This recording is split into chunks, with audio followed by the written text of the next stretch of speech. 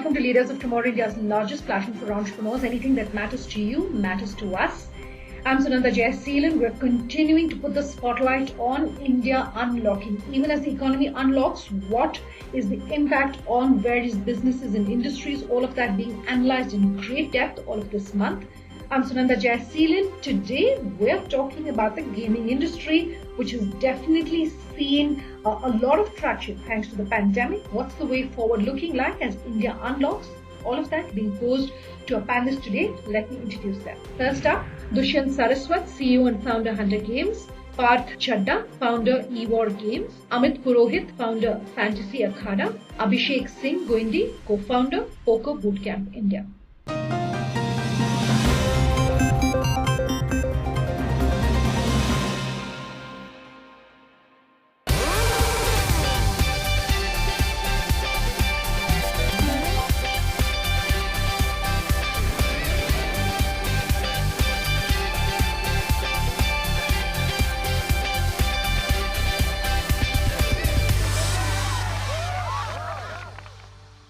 Dushyanth, Parth, Amit, Abhishek, thank you very much for your time here on the Leaders of Tomorrow, talking about the gaming industry. By way of opening remarks, perhaps if you could very briefly, in 20 seconds, introduce what it is your companies do for the sake of our viewers. I would love to get that going.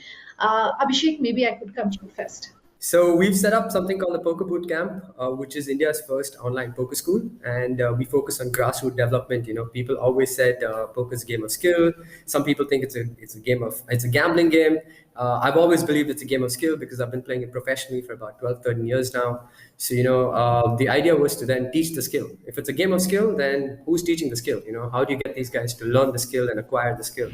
So that's where the thought arises from, and we set up the bootcamp about 2 years ago, and in the last 2 years we've coached over 150 students right now during the pandemic as well, and it's been going great. So the e-learning platform, e-learning is growing in India as well, and this is actually changing lives for people because now they can see the skill, they're able to acquire it, and then they're able to move on in their poker. Okay, Dushyanth? Right now my startup is about utilization of hyper casual games for engaging customers to lead to commerce cross-sell. So it's a very interesting space. The one word for that is gamification that you hear. And that is the envelope that we are pushing. That is an interesting way for even game developers and the community to look at other monetization stream than just in-app purchases or subscription. You can actually use gaming content for commerce, cross-sells and outcomes. So that's what we do. Parth? So EWar is a skill-based gaming platform wherein users come to play games starting from hyper-casual ones like, the Tappy Bird and the Knife Dart and stuff, and to the serious ones, the card games as well, poker, rummy, and as well as fantasy. It's like a one-stop solution for gaming, predominantly the games in India. Let me come to you next then, Amit. We are a 18-month-old startup right now, and the whole idea of launching this brand and launching in this vertical was to launch something which is most customer-centric competitive space that we see today of fantasy sports. So we take pride in calling ourselves one of the most customer-centric fantasy sports platforms that exist, and the whole idea is to focus on sport and limit ourselves to sport and continue to push the envelope there. Okay, this next question is open to all four of you, but maybe I could come to you first, Dushyanth. And I really want to speak about the size of the gaming market in India. Figures suggesting that it was 90 billion, and I'm talking 90 billion Indian rupees as of the end of last year, expected to go to 143 billion by 2022. My question really is, if you could talk to a viewer sitting where you are as to where you see growth really coming in from. 2 or 3 sort of trends or pockets where you are expecting that the growth will come in from, and therefore you could talk to our viewers on that? Yes, absolutely. I think one should realize that India is still at a very early stage in the gaming industry growth. For a very long time, and if you look at towards China, there are some good examples about how industry has moved. If you look back at China, there were always gaming places, and then what started coming in were the equivalents of real money gaming out here, and that's where the industry was. But it's moved on much, much further to many other avenues where the traditional gaming of in-app purchases, which you see in the Western world, or even subscription for high quality gaming, really overshadows all other all other segments, not just in revenue, but especially more in terms of number of gamers which are there. Now, if you look at India today, it's actually very, very early on in the space where real gaming is where the money is right now. And that is just a pointer to the fact that it's underdeveloped and there's just so much headroom ahead. That is really a point. One good way of talking about it is that there are 4 unicorns in that space or more. I think it's going to balloon to 5x, 6x the number of players in that space. But coming back to your question, how will the industry change? Payments and monetization today is on real money gaming, which is a very small community. That's also growing. But what you will see are IP-led monetization, which will come in through in-app purchases and also through subscription. I'm telling you, this is like an inflection point, and the pandemic only, created a forced uptake, which is only going to accelerate further and further at a logarithmic scale, if you ask me. Would you agree, Amit? Absolutely, I do agree with Dushyant. And if I were to limit myself to the knowledge of fantasy sports that I have in the space in which we run our business, even there, if you were to talk about the headroom like he spoke about, just to give you two numbers, the fantasy sports ecosystem today consists of 10, you will see around 10 crore people, 10 to 15 crore people calling themselves as fantasy sports players in this country, right? If you were to just draw a parallel and ask stars of what is their sports viewership in a year, I think they will tell you that it will be somewhere between 80 to 85 crores. So my point exactly is that even within sports, the viewership that you see on Star Sports and the various channels is far higher than the number of fantasy sports players that exist in the country today. So there is a clear headroom available, one in terms of how many more people start playing. At the same time, there is a lot of headroom available in terms of how the existing players keep playing more. So obviously there are a lot of innovations that keep coming in, and that increases the width to which we cover our target audience. At the same time, keep doing enough and more retention tactics to make same people play more as well. So I just feel that if I were to limit myself because of the expertise that I have in this domain, and like Dushyant would definitely know more about the gamification space than I do, but in fantasy sports itself, I feel that there is a room and a lot of scope. Okay, let me read out some other data that I've managed to pick up. The first 9 months of 2020 saw India rise to the number one spot, I understand, when it comes to mobile game downloads worldwide, clocking nearly 7.3 billion installations. Mobile users as a percentage of overall users are nearly 85%. That's definitely an opportunity for entrepreneurs like yourself. How are you perhaps tapping that opportunity? I would assume that not all of these, are in markets. You would have consumers across different socioeconomic classes, tier one, tier two, tier three, tier four. So you as entrepreneurs, how are you then tapping that opportunity? What did you perhaps do? If you could talk about 2020 in terms of how maybe you quickly innovated or changed or grew to tap that opportunity. Like you rightly mentioned, right? I mean, 85% of the user base is primarily mobile, right? So EWar is also a mobile skill-based gaming platform, right? And in India specifically, mobile is the future because thanks to the smartphone penetration and the data being very cheap in India, right? So we tapped on it very quickly. Like we launched in Jan 2020, and it's been a journey so far. Like we are in 3 million user base, and it's a vernacular platform which we have, right? So all our traffic is predominantly from the tier 2 and tier 3 regions. For us, definitely pandemic being there, more usage of mobile phones and more on-screen time, right? And games were the closest alternative to the next recreation, which like people not stepping out of their homes, right? So we've seen some crazy spikes during these pandemic times, and we immediately had to scale up our AWS servers and all.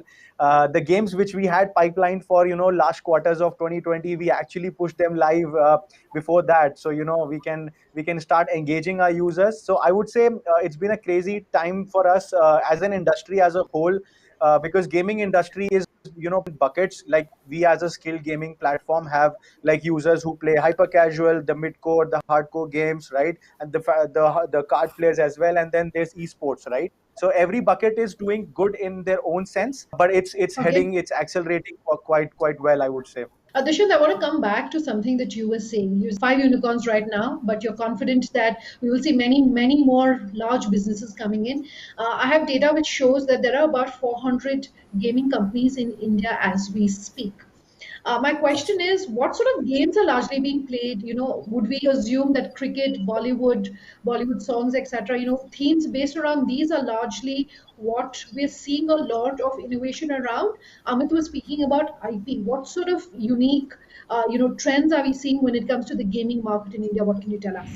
Yeah, so this market is getting formed as we speak, right? The pandemic actually caused a forced uptake of a lot of things, including e-commerce and digital payments. But one of the big forced uptake was actually looking at gaming, because gaming is a very interesting kind of a content. It's a lean forward entertainment. You actually are participating in a variable experience right out there.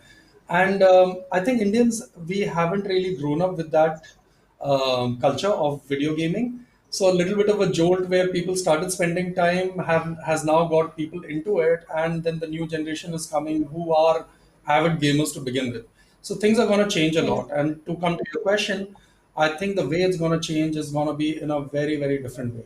What we see today is real gaming, and that's where the money is. But I think broadening of that gamer base and monetization models are going to be very, very unique, and I think probably different from anywhere in the world.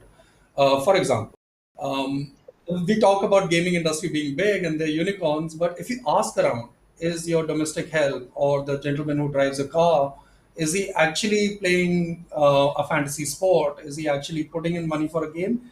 Probably not, but he has potentially gone on to a Ludo or a hyper casual game.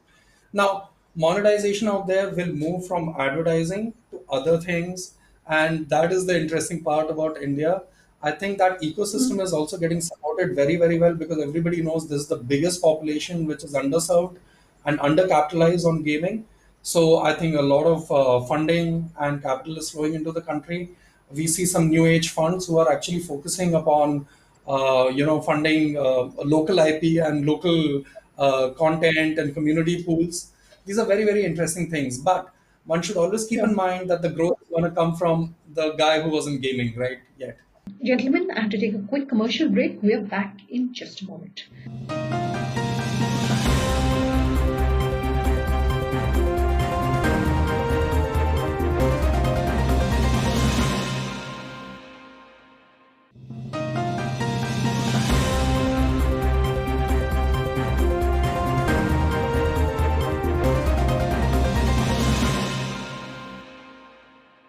Welcome back. You're with us here in Leaders of Tomorrow tonight. As part of our Leaders of Tomorrow India Unlocked special series, we're talking about the gaming industry.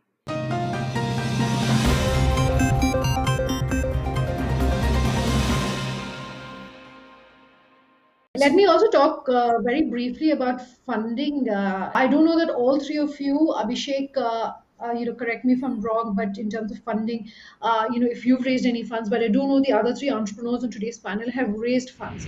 What was that experience like for you, even at a time when we are talking about, for instance, India's first gaming company looking at the IPO route, also data suggesting that investors can expect nearly a 10-year growth outlook as far as the gaming industry is concerned. When you were trying to raise funds, what was that experience like? Just talk to our viewers through, what you'd like them to know if they are perhaps looking at the gaming market and looking perhaps at raising funds. Maybe to you first, Parth. Yeah, so sharing our fundraising journey, I mean, it's been very supportive. I would say we've got some really good investors backing us, and it becomes quite well. Like everybody else on the panel mentioned, that gaming is still at a nascent stage, right? So to prove it as a business is definitely something which is a challenge to you while raising funds. I mean, monetization has just started. Obviously, the different buckets, like I was mentioning, some buckets are proving out to be good forerunner. The others are still out different things, right? But we as EWar, I mean, I would say tapping onto the audience is what we looked at from the day one. that understanding what TG are we serving, right? And then what kind of games they would like, be it real money gamings or be it, without the money, they're just trying out the hyper casual games, right? So understanding the user is very important, and that's focused on. And if you've cracked the audience thesis, that what are they liking, what are they paying you for, that's, I think, the critical part of it, and that eventually any investor would look up to, because ultimately how you do business is important. Okay, Amit? I feel that for us, the fundraising journey, you can say, was very interesting, because there are a lot of Me Too players that come into the fantasy sports business. The entry barrier to launch an app is very small, to be honest. Dream 11's success was, parachuting the way, it and skyrocketing the way it did. It was very natural for people to, start having more and more platforms like these. So the biggest challenge that we faced was to explain why we should be backed, in spite of the 180 fantasy sports platforms that exist in the country, right? So we've been very clear with our focus of sports. We believe that we are not a fantasy sports platform only. We are a business which basically wants to drive sports engagement in India. Fantasy sports is one of the biggest levers in terms of driving sports engagement, and hence we focus on it in a big way. Fantasy sports analytics is another space that is becoming very, very big. So we all we tried to do in our fundraise journey was try to tell people that we are a very strong team which basically has focus on sports and fantasy sports, understands the consumer well, and is wanting to tap into this market, not in the form of being just a Me Too player, but trying to be innovative with how we approach our audiences. So and honestly speaking, it's a very straight jacketed kind of a journey in India as far as fundraising is concerned. So you just have to get someone to get convinced as far as the maths that you're trying to put on your Excel sheet. What has not perhaps been straitjacketed, and these are my last few questions, is government regulation for the gaming space. That there's been a lot of sort of ups and downs really when it comes to the official view when it comes to the gaming industry. I know that the central government has spoken about encouraging more indigenous games and sports.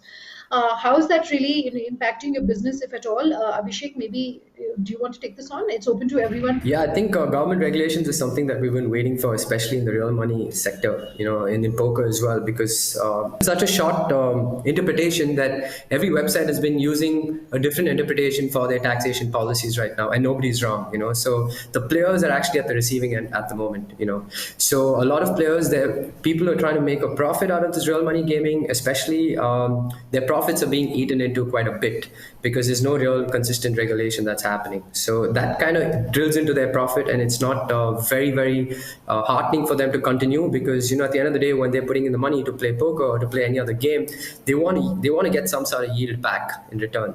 So I definitely think regulation is very important. What it does is it also kind of gives proof or legitimacy to the industry in general. Right now, I feel there's a lot of taboo, and there's a lot of people scared to put in money because they're not really sure if it's legal. They're not really sure if they'll come under any sort of compliance issues. So I think regulations is something that will definitely help tighten this industry and give it an uplift. I do also have a question as far as talent is concerned. Because we've been speaking about the kind of exponential growth that businesses like yourself have seen during the pandemic. Are you finding enough skilled developers in the country to be able to staff your companies and businesses even as you're preparing for growth? Anyone wants to take this question on? I can take this on. I think at a core platform level kind of things where you have Java, Node.js, etc. You have good skills. A lot of people are trying to also get into the game engine front ends. There's good growth. The major talent crunch is actually at the highest and the most esoteric level, which is about game design, game balancing. Okay. One last question, and perhaps this is opening comments if anyone wants to, discuss the fact that even as the pandemic saw an exponential growth when it comes to the number of people who have come for the first time, perhaps onto, gaming platforms, or the amount of time being spent by existing users, the reverse is going to happen as the economy has started unlocking, as more and more people are going back physically into offices.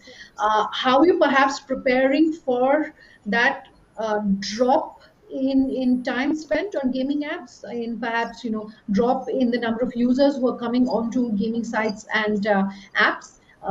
It's open to the four of you. Amit, do you want to take this first? So while you rightly pointed out that pandemic has helped us, but to be honest, if I were to talk about real money gaming alone and fantasy sports specifically, it's not like there is just an exponential growth in terms of people having time. For us, we make money when people put money, right? So while a lot of people have lost their jobs, a lot of people are worried about losing their jobs, it is not all hunky dory also in terms of just in people infinitely increasing in this space and in putting infinitely more money. It doesn't work like that. Yes, the volumes have gone up because some people who probably did not have the time earlier are now experimenting on these platforms. But there is another undercurrent which basically is talking about the reduced income, disposable income that people have on their hands to try on such platforms probably, right? And I just feel that it's not like it evens out, but even when things restart, in our business, the Pareto principle is probably more skewed, and it's not a short percentage of people give a lot of revenue for us, right? So it's about having the right churn in terms of getting the more hardcore players to run the platform profitably. But overall, the volume keeps going up and down, and and when the IPL comes, especially for us, I don't think going to office is going to in any case dissuade people from playing during the IPL. So I don't personally see that it'll be a big challenge. Okay, on that very optimistic note, gentlemen, thank you so much for your time here on the Leaders of Tomorrow, and wish you all the very best for the rest of 22.